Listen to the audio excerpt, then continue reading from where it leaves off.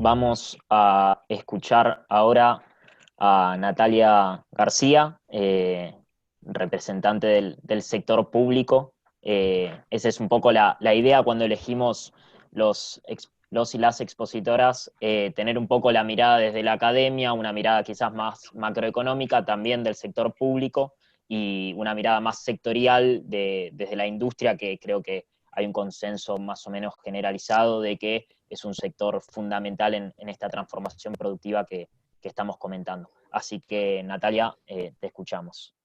¿Qué tal? Buenas tardes a todos. Sí, en principio quiero, antes de comentar cuál es el trabajo que estamos haciendo, en particular en la Secretaría de Comercio Interior, vuelvo a reiterar los agradecimientos a la organización, tanto a la Fundación Friedrich Ebert como al CENES y al CEP, que además celebro su recuperación en general como ex trabajadora hace más de una década allá. Y reiterar nuevamente las disculpas de la ausencia de la secretaria Paula Español, que lamentablemente no pudo participar.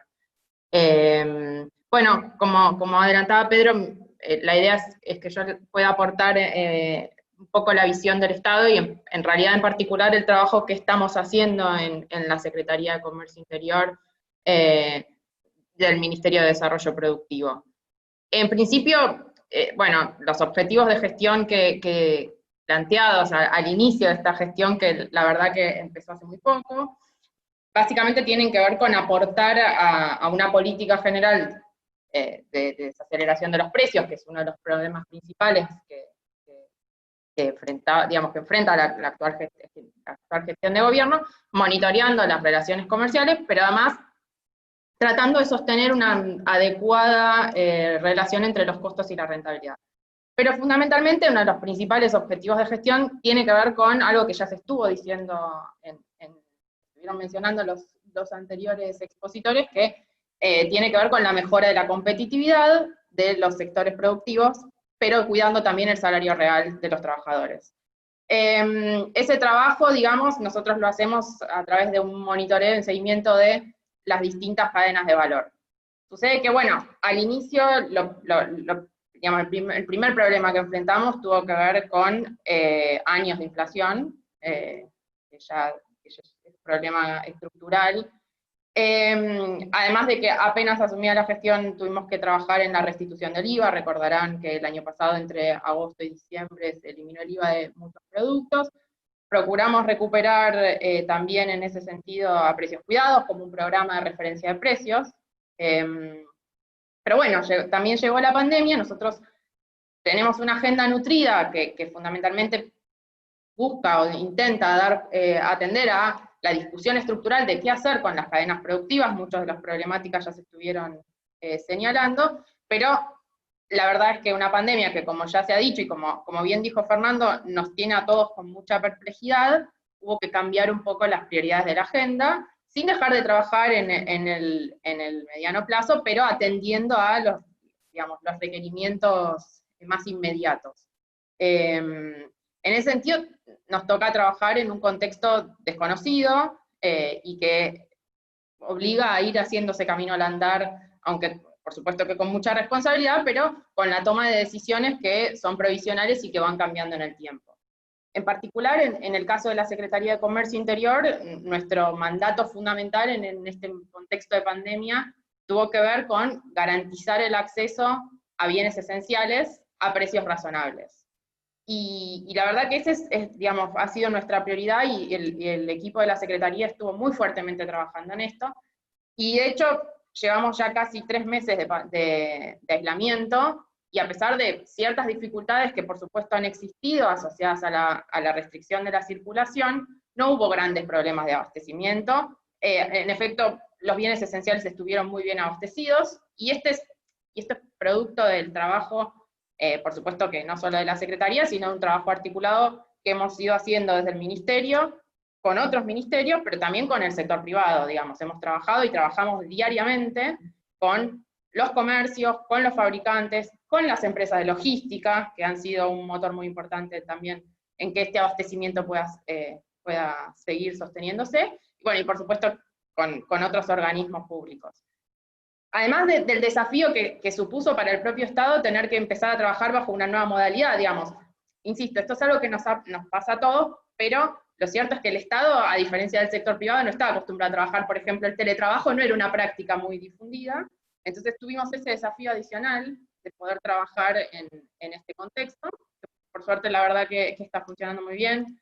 El Estado siguió funcionando con todas y trabajando aún mucho más fuerte desde la distancia.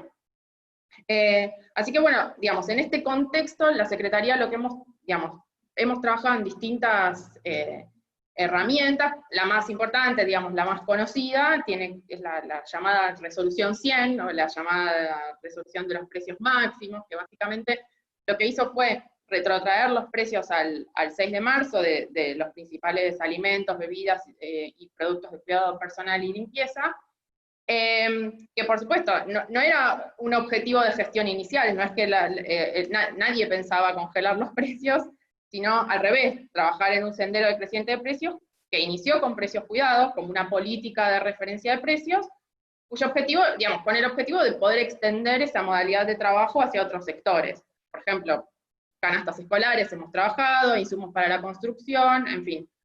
Pero bueno, tocó la pandemia, tocó gestionar el comercio interior en esta pandemia, y a través de la resolución 100, la verdad es que con esta retracción de precios hemos visto que a pesar de que las primeras semanas de marzo, fines de febrero, con un crecimiento atípico de los precios que no tenía relación con los incrementos de costos, la retracción de precios logró estabilizar bastante los precios de la economía, y se ha visto una desaceleración en abril y en mayo también, aún más.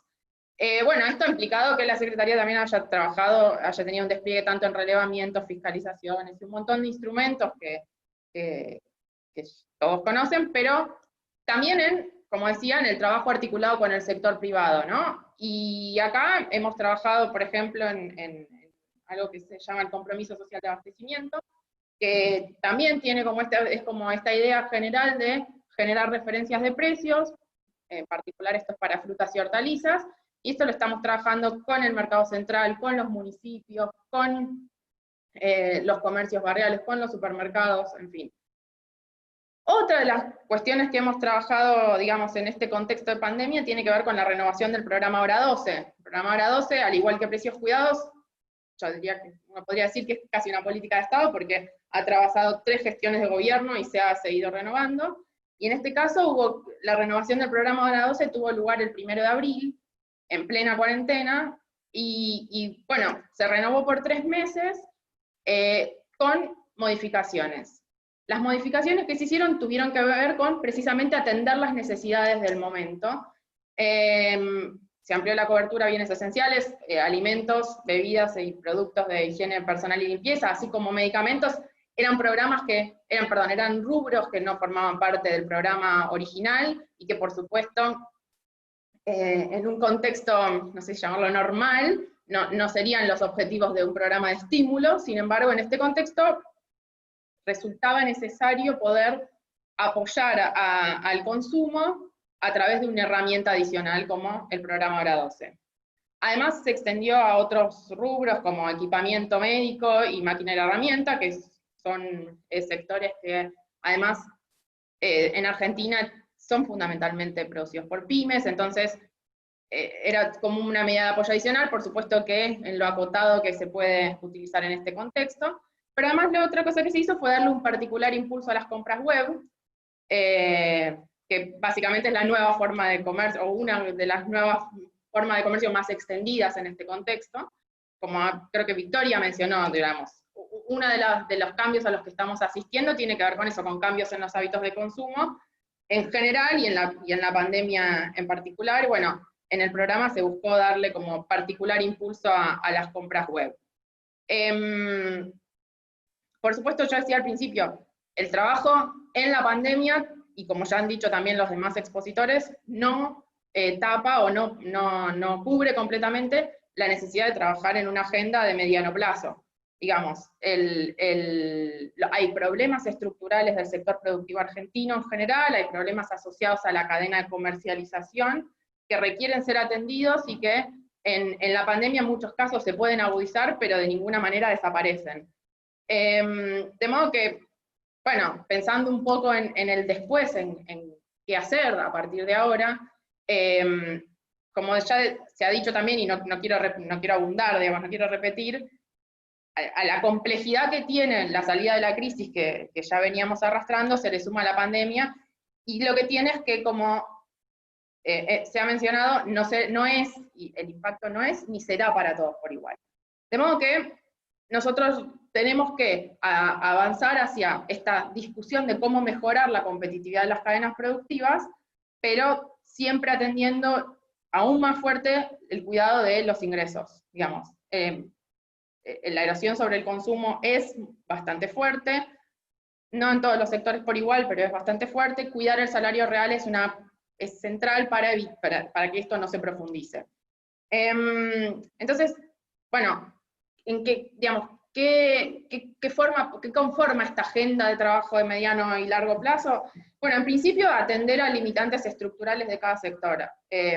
Las economías regionales tienen algunos problemas que son históricos, uno puede nombrar varias, pero digamos, las peras y las manzanas, la yerba, el azúcar, todos comparten asimetrías en los distintos eslabones que componen la cadena de valor, donde los eslabones intermedios tienen mucho poder sobre los eslabones primarios, y eso genera presiones sobre los ingresos de los eslabones primarios.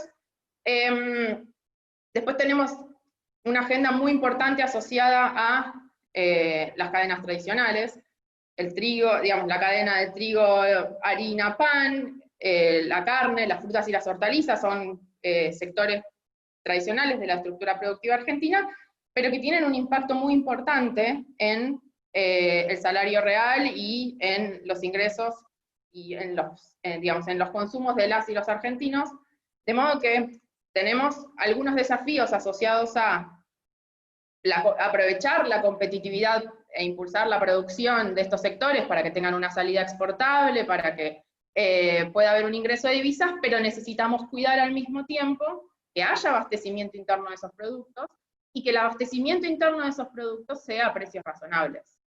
Entonces tenemos ahí una tensión respecto de cómo hacer para exportar más, que todos sabemos que es muy importante y que es lo que queremos, a precios internacionales que en algunos casos son más atractivos que en otros, según el commodity del que hablemos, pero cuidando los precios internos, cuidando el salario real, digamos. En otros sectores como la carne, tenemos un contexto internacional un poco más adverso. Después del boom de China el año pasado, se nos presentan, bueno, una fuerte caída en las exportaciones, entonces tenemos que ver cómo hacer para poder trabajar en que este sector siga teniendo el crecimiento o poder afrontar de la mejor manera la caída del mercado chino.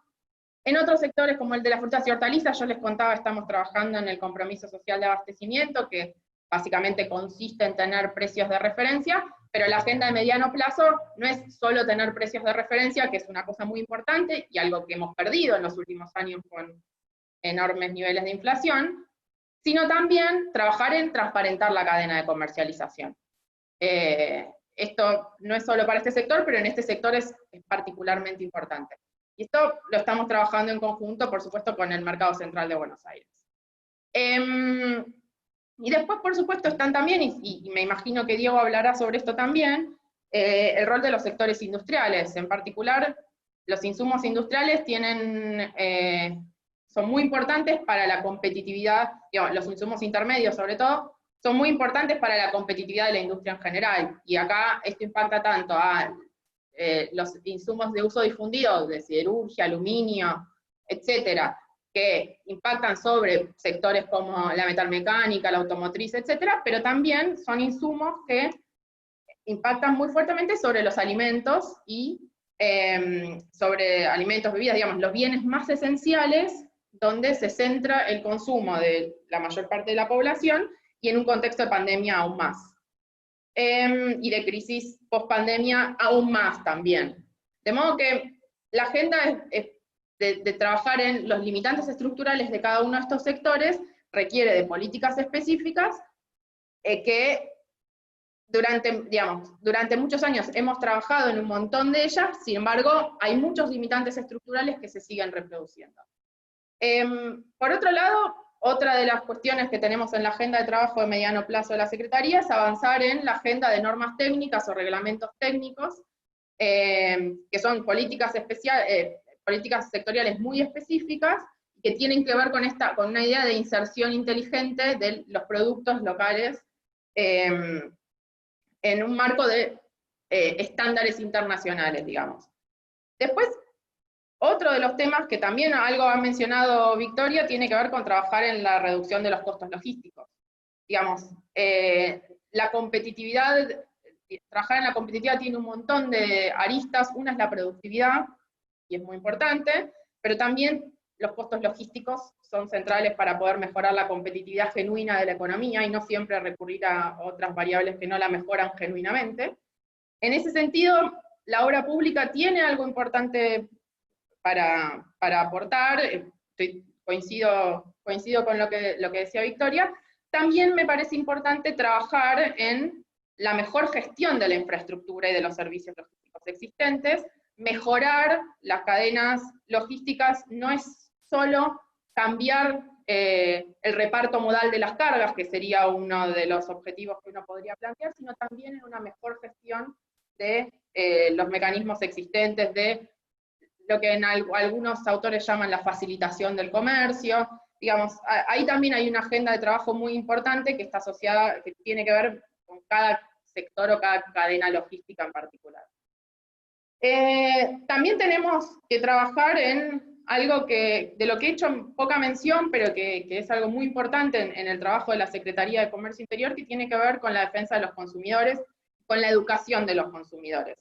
En particular, digamos, la agenda más defensiva, uno podría decir, tiene que ver con cuidar que no haya abusos en las relaciones de consumo y de producción, en las relaciones de consumo y de comercio, pero también en la educación hacia el consumo saludable.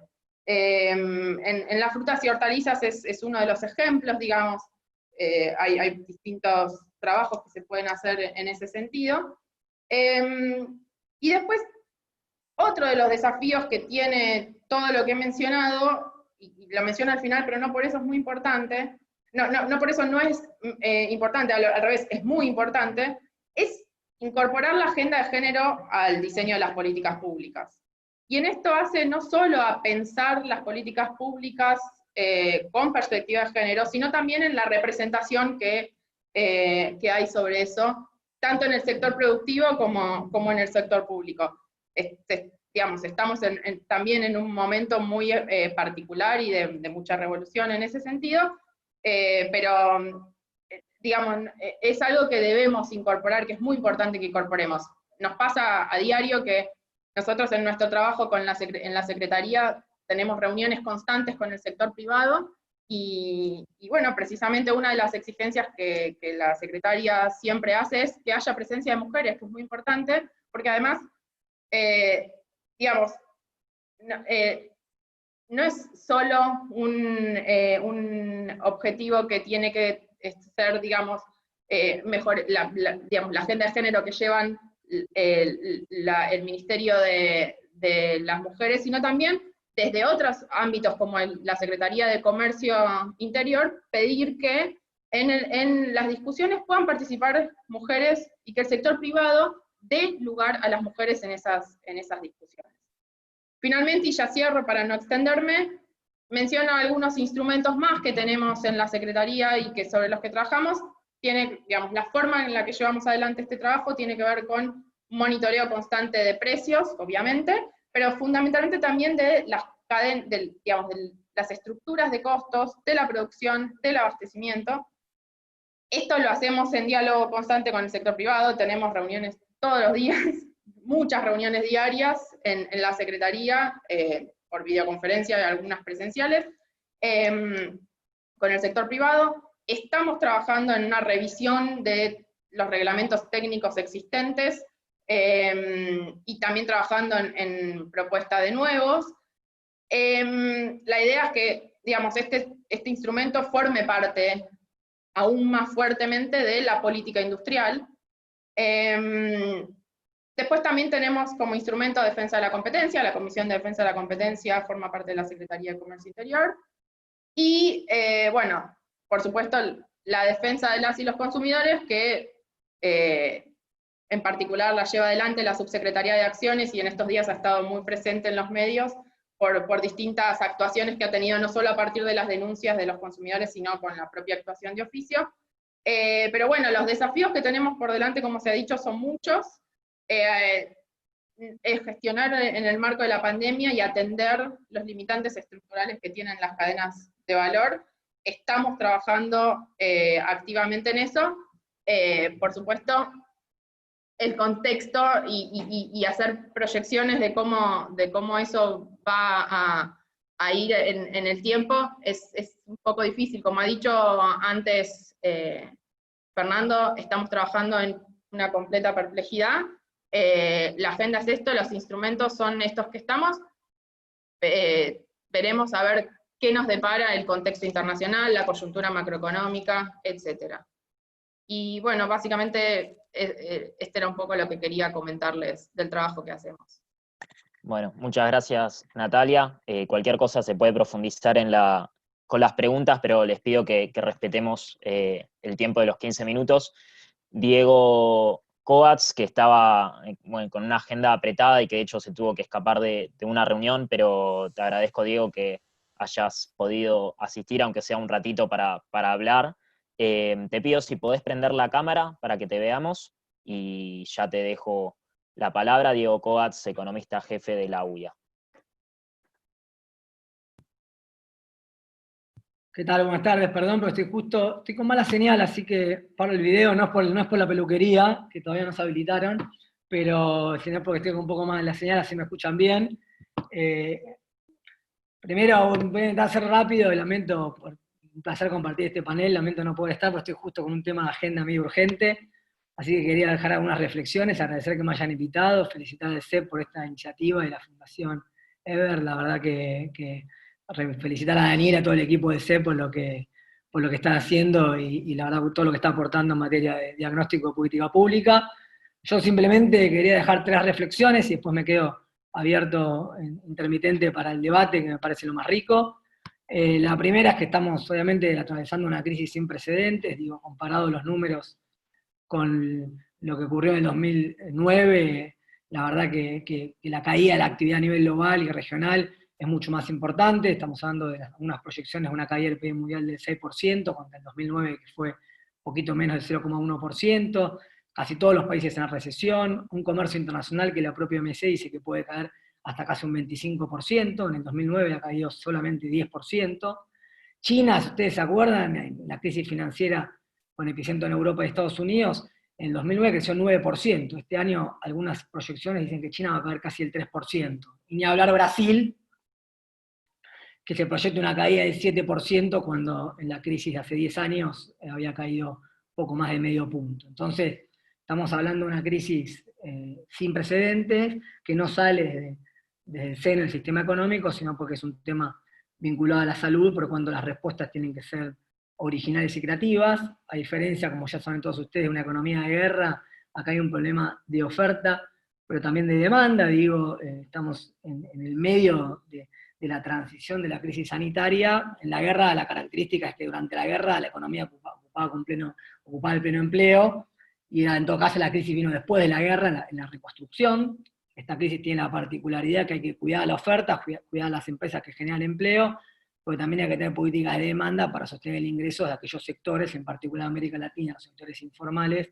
con bajo nivel de ingresos, que no pueden sostener su poder adquisitivo producto del parate que genera la pandemia. Así que es un problema de oferta y de demanda, y una crisis sin precedentes que requiere mucha originalidad, mucha creatividad, mucha audacia para sobre todo transitarle y poder salir más rápido que temprano. Esa es la primera reflexión que quería dejar. La segunda tiene que ver con que acá seguramente Fernando, Victoria lo han hablado, que como a nivel macro, el principal problema que tiene la Argentina es la restricción externa, la falta de dólares, y justamente en estas restricciones es donde se combina la política macro con la política micro, digo, ¿no? Si uno ve la Argentina en los últimos 30 años, se combinan dos temas. La macro no ha logrado generar un ahorro en moneda doméstica, y la dolarización y la mala política de endeudamiento ha sido característica de los últimos 40 años, generando depreciaciones con los ajustes que vienen después en la actividad económica. Entonces nos ha costado mucho a nivel política macro generar condiciones para agarrar en moneda local. Entonces, además de tener que financiar las importaciones que requiere todo poder de crecimiento, el excedente se dolariza en la Argentina. Podríamos tardar mucho tiempo en discutir por qué, hay muchas hipótesis, pero claramente es uno de los grandes temas pendientes de la Argentina, y eso se combina, como decía recién antes, con la necesidad de resolver los problemas típicos del crecimiento, que es cómo sostener el crecimiento de las importaciones cuando la economía invierte y consume más. Creo que esta crisis tiene una particularidad, ¿no? que profundiza la recesión que tuvimos en los últimos 2 años, que tenemos superávit comercial. Tenemos superávit comercial por una mala noticia. Entonces, ahí es donde el qué hacer nos da un poco más margen, digo, ¿no? Porque la política fiscal debiera ser muy expansiva, pero acá estamos hablando no de cuánto crecemos y cuánto sumen las importaciones, sino cómo administramos la escasez o cómo administramos la recesión. Pero la realidad es que uno tiene que combinar una política fiscal expansiva, intentando administrar y cuidar esta presión que tenemos sobre la brecha cambiaria, sobre el ahorro en moneda local que decía antes. Entonces tenemos que ser muy originales y muy creativos, porque desde el punto de vista macroeconómico podemos tener una política fiscal no muy expansiva y tener una gran brecha cambiaria y un gran problema financiero y de dólares por la cuenta de capital, o podemos también tener una política fiscal muy moderada y tener el mismo problema. Lo que quiero decir es que no hay una relación directa la política fiscal expansiva con la brecha cambiaria. Entonces, esto nos invita a ser muy originales y muy creativos, porque esta crisis va a requerir mucha política fiscal y mucha audacia para ver cómo utilizar la política fiscal. Se está haciendo, pero seguramente va a requerir bastante más, y a su vez cuidar el ahorro y lograr dominar la brecha cambiaria. Pero adicionalmente, las empresas necesitan crédito, entonces necesitamos la creatividad de la política pública, en el cual haya una tasa atractiva para los que ahorran y para que traigan previsibilidad y tranquilidad en el mercado doméstico, pero una tasa competitiva, baja y mucho crédito para la empresa que hoy está atravesando, para la empresa y obviamente también los consumidores, un ciclo económico muy complicado. Entonces, en un país como la Argentina, que tiene un sistema financiero de un país pobre, siendo un país de ingresos medios, muy chico, con muy poca escala, con muy poca capacidad de responder su sistema financiero, los bancos comerciales, públicos y privados, a esta crisis de gran magnitud, la transición de esta crisis a nivel macro y sobre todo la pospandemia va a requerir una ingeniería, una creatividad desde el punto de vista financiero, como decía antes, cuidando el ahorro y dando crédito no vista en la historia de Argentina. Y ahí es donde me parece que hay que poner todos los esfuerzos, ser audaz de lo fiscal y ser inteligentes, la obra pública, todo lo que tiene con el compra argentino, intentar que todo lo que se pueda hacer, los esfuerzos que se puedan hacer en este sentido, en la inversión y la construcción, no se drenen importaciones, sino que vaya efectivamente a multiplicar la actividad productiva, mucho crédito, y eso va a requerir garantías mucho más grandes de parte del Estado, un rol de Banco Central con redescuentos mucho más activa, pero cuidando el ahorro y la brecha cambiaria en un contexto de cepo cambiario. Así que la realidad, yo siempre digo lo mismo, y felicito a Daniel por todo lo que está haciendo desde el CEP. Es muy fácil hablar, después hay que actuar y hacer política pública, y en un contexto tan difícil como el actual y tan novedoso, lamentablemente, como es esta pandemia, y creo que la articulación entre lo público y lo privado, y poder definir una política macro sustentable para el futuro de la pandemia va a ser fundamental. Yo creo que tenemos muchos activos, por suerte tenemos una industria muy heterogénea, muy importante, alimentos elaborados, salud, equipamiento médico, etc. Tenemos activos también desde el punto de vista energético, en materia de recursos naturales. Ojalá que desde esta experiencia, además de transitarla lo mejor posible, salir lo más rápidamente, puedan quedar 2 o 3 políticas y quizás alguna institución nueva y novedosa que sirva después para pensar los problemas del desarrollo.